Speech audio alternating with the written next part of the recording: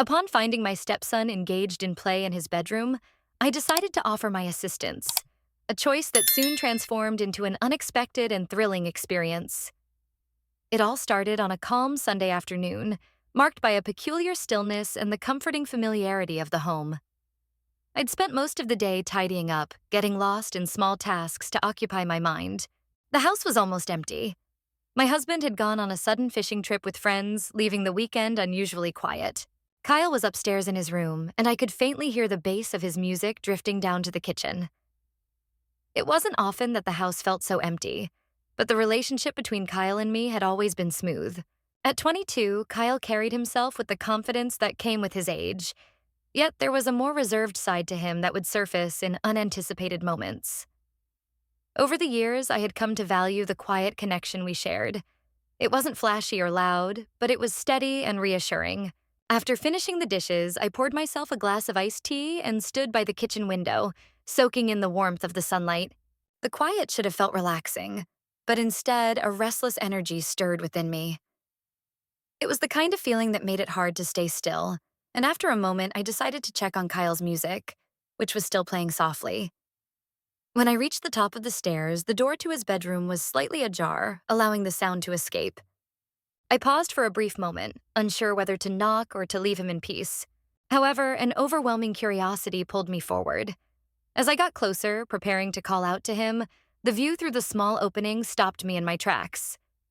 Kyle was sitting on the side of his bed, his posture relaxed but attentive, his hands moving deliberately. At first, I couldn't quite understand what he was doing. As his gaze was focused downward, his forehead furrowed in concentration. My breath caught when I realized what he was up to. The intimate nature of the moment made me feel as though I should step away. I decided to grant him the privacy he seemed to want, but I remained frozen, caught in a strange mix of awe and fascination. The vulnerability of the scene, combined with Kyle's apparent oblivion to my presence, held me captive. The room was bathed in the soft glow of the afternoon sunlight, casting gentle shadows that highlighted the contours of his face and the curve of his shoulders. I knew I shouldn't be watching him, yet the rawness of the moment stirred a deep curiosity within me, an unspoken question I couldn't shake. Before I could collect my thoughts, Kyle looked up, his gaze meeting mine through the narrow gap in the door. Time seemed to stand still as his expression shifted from surprise to a mix of embarrassment and uncertainty. His hands paused, and for a moment, neither of us moved, trapped in a shared silence that felt endless. I tried to speak, to ease the tension, but the words wouldn't come. My heart pounded in my chest, and I felt a chaotic rhythm in my ears. Kyle was the first to react, reaching for a nearby blanket to cover himself, his cheeks turning a deep red. "I didn't think you'd come upstairs," he muttered, his voice low and full of embarrassment. "I'm sorry," I said quickly, realizing I had made a mistake. As I backed away from the door, I felt a rush of heat in my cheeks. My words had tumbled out, but Kyle raised his hand as if to stop me. "It's fine," he said quickly, his voice shaky. "Just give me a minute." I nodded and stepped back, retreating down the hallway to the top of the stairs, my thoughts a jumbled mess. I regretted lingering and observing, yet the image of Kyle, so exposed and unguarded, stayed with me. I stood there, gripping the banister, trying to calm my racing thoughts. A whirlwind of questions filled my mind, each more confusing than the last. I had never seen Kyle like that. Not just in appearance, but in the vulnerability of his expression. There was something in his demeanor that resonated deeply within me, though I couldn't put it into words. The sound of Kyle's door creaking open broke my reverie. He stepped cautiously into the hallway, avoiding my gaze. He was dressed in a t-shirt and shorts, his usual casual outfit, but the flush on his cheeks and the tension in his stance made it clear he was still uncomfortable. "Sorry about that," he said in a subdued voice, leaning against the doorframe. "I didn't mean for you to see that." "It's fine," I replied quickly, my tone softer than usual. "I should have knocked, wasn't thinking." He nodded, briefly meeting my eyes before looking away again. "I guess we're even now," he said with a nervous chuckle. "Even?" I asked, tilting my head in confusion. He shrugged, a small smile tugging at the corner of his mouth. "You walked in on me, and I walked in on you." Remember last summer when you forgot to lock the bathroom door? The memory hit me all at once and I flushed, realizing I had completely forgotten about that awkward moment. I suppose you're right, I replied with a nervous laugh. We're even. The tension between us seemed to ease slightly, the shared recollection bridging the awkwardness of the moment with the ease of the relationship we'd always had. Yet, even amid the laughter, I couldn't shake the feeling that something had shifted between us, a quiet undercurrent of unspoken change. The laughter faded and a heavy silence settled in. Kyle leaned against the doorframe, his arms crossed, but there was a noticeable tension in his posture. I briefly considered retreating downstairs to give him space, but the way his gaze flickered toward me, both tentative and probing, made me hesitate. It wasn't discomfort exactly, but something gentler, more vulnerable that kept me standing there. I finally spoke, my voice softer than I intended. Do you want to talk about it? Kyle's eyes widened slightly, his cheeks flushing again as he shifted uncomfortably. Talk about what? He asked, a nervous humor in his tone. I offered him a small smile, trying to ease the tension. Anything. You don't have to, but I thought maybe it would help. He hesitated, his gaze dropping to the floor as he rubbed the back of his neck. I don't know, he admitted after a pause. It's a bit embarrassing. I took a cautious step closer, my movement slow and deliberate, as if approaching something fragile. Kyle, it's okay to feel embarrassed. Everyone has moments like that. His lips curled into a small, self-deprecating smile. Not everyone is discovered by their stepmother, he said with a mix of humor and embarrassment. His words brought a soft laugh from me, and to my surprise, his smile widened just a little in response. I suppose not, I said, shifting my position to mirror his stance. But if it helps, I've had my share of awkward moments too. You're not alone. Kyle looked at me, his expression softening. Yeah, but you always seem so put together, like you've got everything under control. The remark took me off guard, stirring an unexpected pain. I'm not as composed as you think, I replied quietly. Trust me, I've had my fair share of uncertain moments. Kyle studied me for a moment, his brow furrowing slightly as he tried to reconcile his view of me with the reality in front of him. It's just strange, he said, almost to himself. You're so different from Dad. Not in a bad way, just different. I wasn't sure how to respond, so I chose a gentler answer. That can be a good thing sometimes. He nodded, though his expression remained thoughtful. Yeah, he said after a brief pause. The silence between us lingered, but this time it felt lighter. I noticed the tension in Kyle's shoulders easing and the lines of concern around his eyes softening. He straightened up and leaned away from the doorframe, letting out a quiet sigh. I should probably get going, he said, his voice carrying a sense of uncertainty. Take your time, I replied with a gentle smile. No need to rush. He nodded, and for a moment our eyes met. Then he retreated into his room, the door closing softly behind him. I stayed in the hallway for a moment, staring at the closed door, an unfamiliar mix of emotions swirling within me. I couldn't quite identify them, perhaps confusion or curiosity, but I was certain that my relationship with Kyle had irrevocably changed that afternoon. The hours that followed unfolded in an odd haze as I tried to occupy myself with small tasks like folding laundry and sorting through mail, attempting to divert my thoughts from the events that had transpired in the hallway. However, despite my efforts, the image of Kyle's expression and the vulnerability in his voice lingered in my mind like a persistent shadow. I told myself it was just a fleeting moment of awkwardness that we'd both move past, but the more I tried to convince myself, the less I believed it. There was something in the way he had looked at me, so open, so unguarded, that stirred something deep within me. By evening, I was emotionally drained, and I sank onto the couch with a book, hoping to immerse myself in a fictional world to escape the turmoil in my mind. But the words blurred together, and my attention kept drifting to the closed door at the top of the stairs. The sound of footsteps broke my focus, and I looked up to see Kyle coming down the stairs. His hair looked slightly tousled, as though he had been lying in bed, and there was an unmistakable air of uncertainty about him that tightened something in my chest. I was going to make some tea, he said quietly, pausing at the bottom of the stairs. The simplicity of his question took me by surprise, but before I could think too much, I nodded. That would be nice, thank you. After a brief hesitation, he moved toward the kitchen, and I followed, drawn to his presence.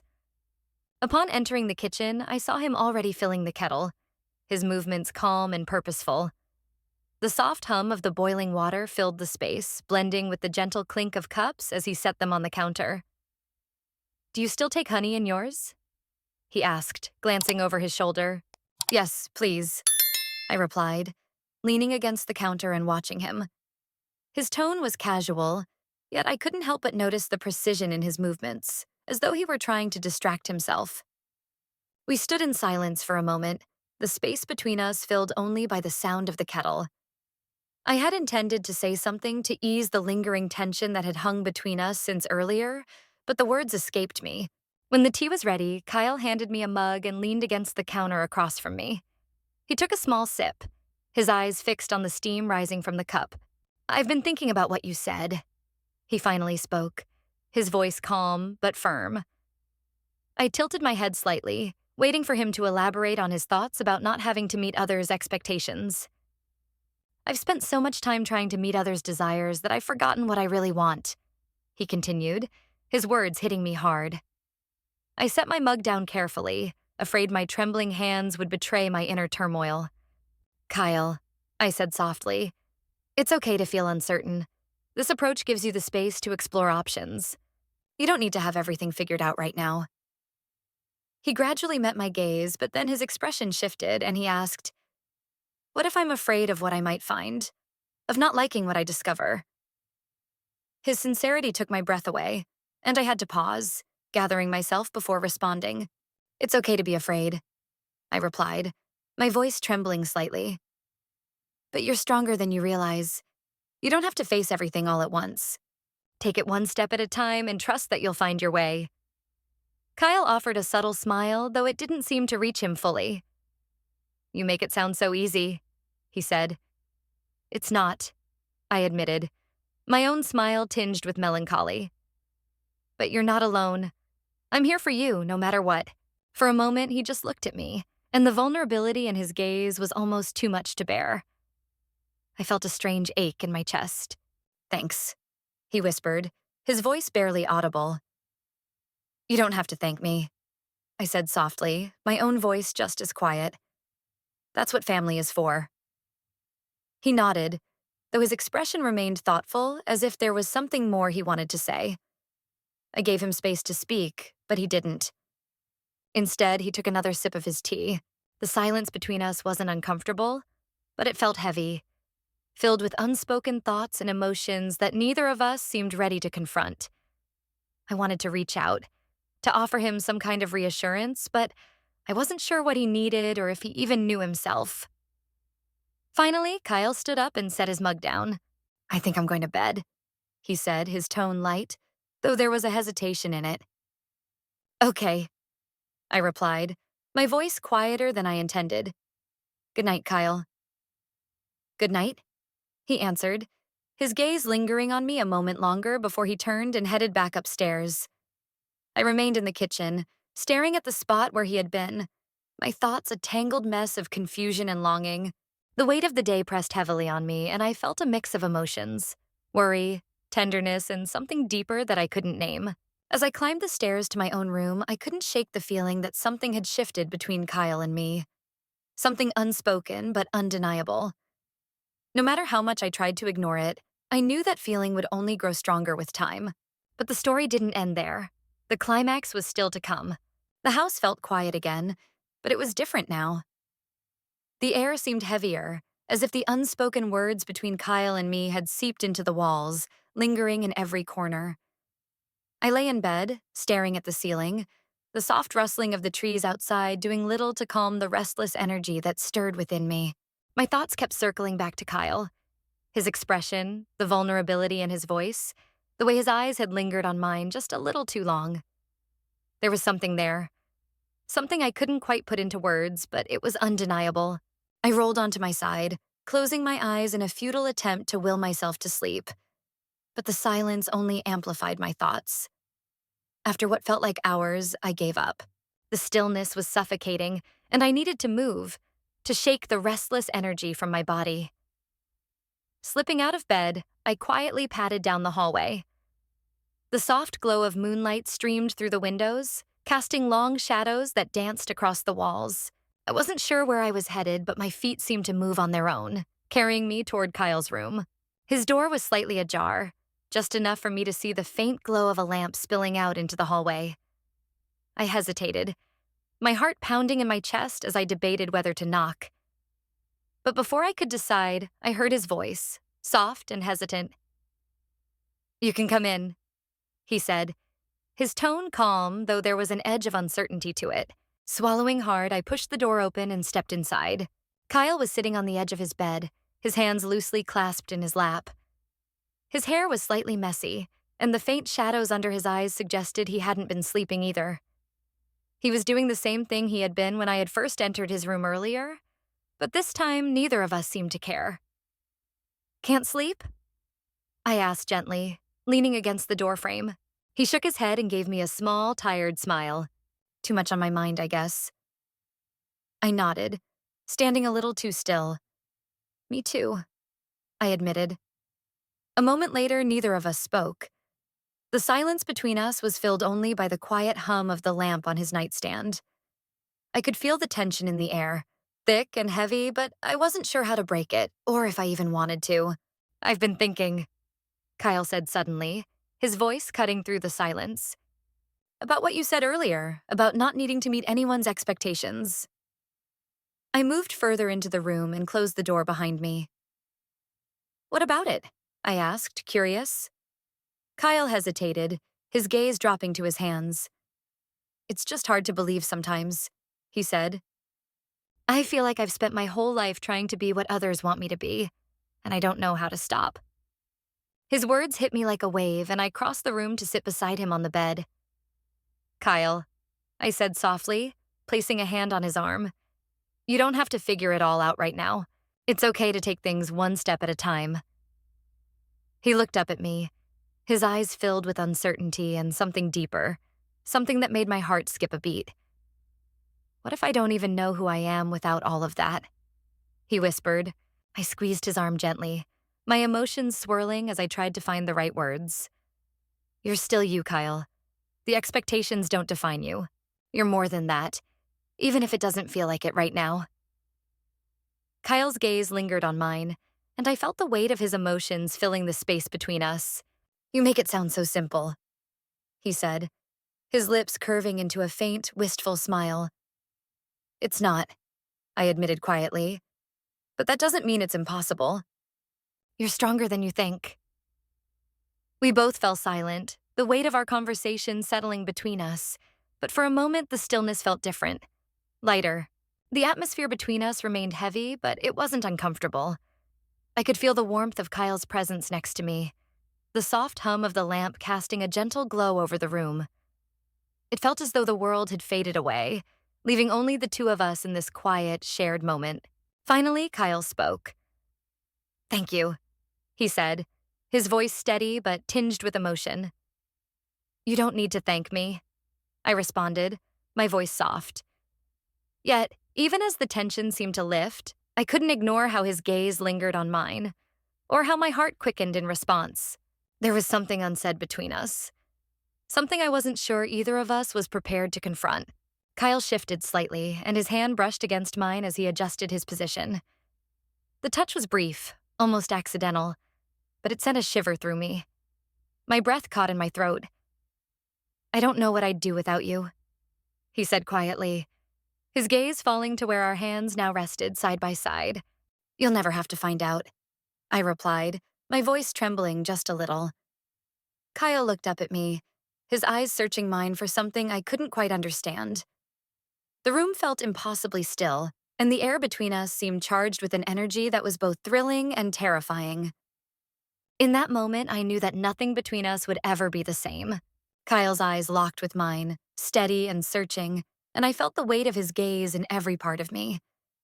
My heart raced, each beat echoing in my ears as the moment stretched on.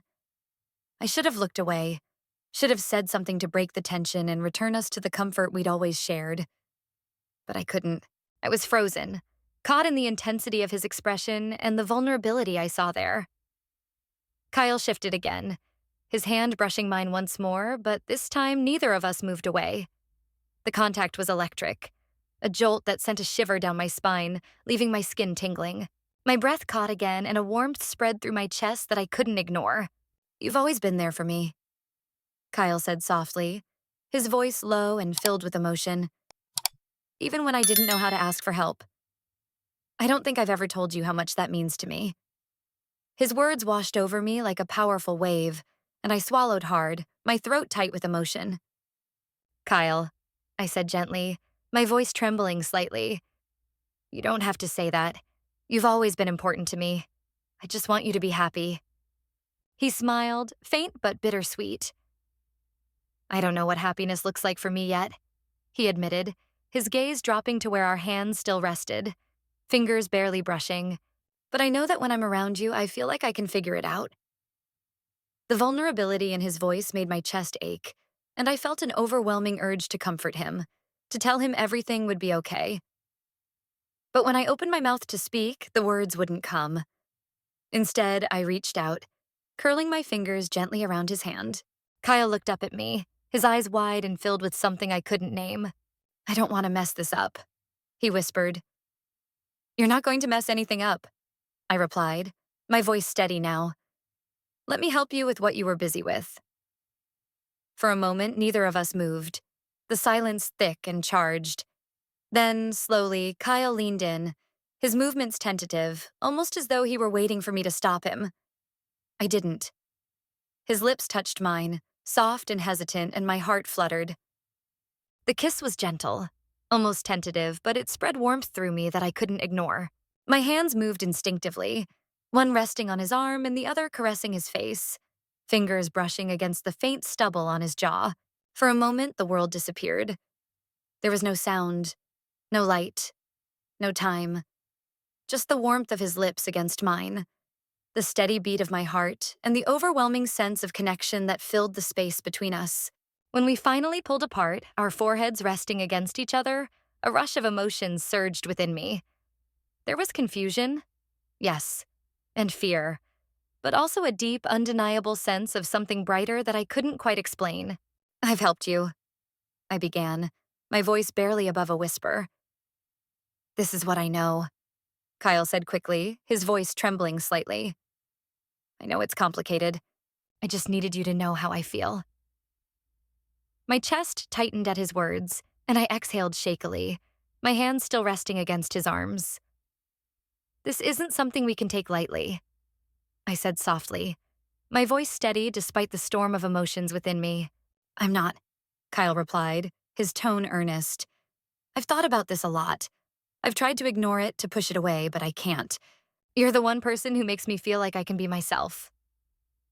His honesty was both heartbreaking and comforting, and I felt a pang of guilt for the emotions stirring within me. This was unfamiliar territory, and I wasn't sure how to proceed.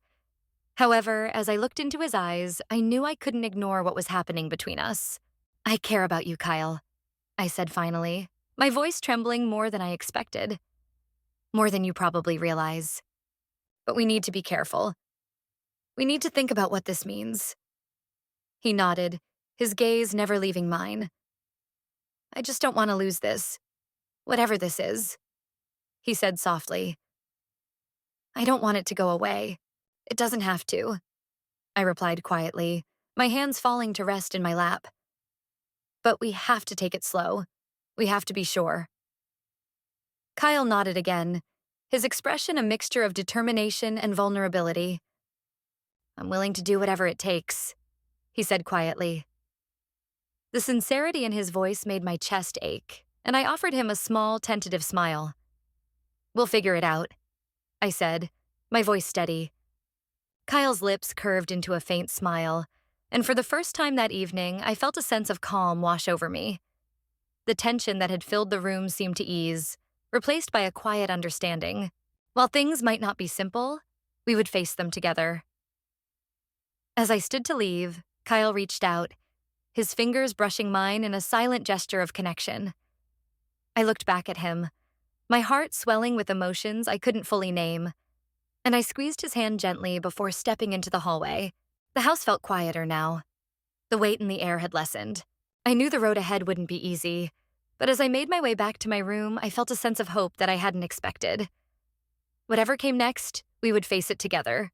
Regarding your question, the situation you described might be considered highly unusual and is typically not the norm in most family dynamics. It's important to consider both the emotional and ethical implications of such a relationship, especially in terms of personal boundaries and the power dynamics involved.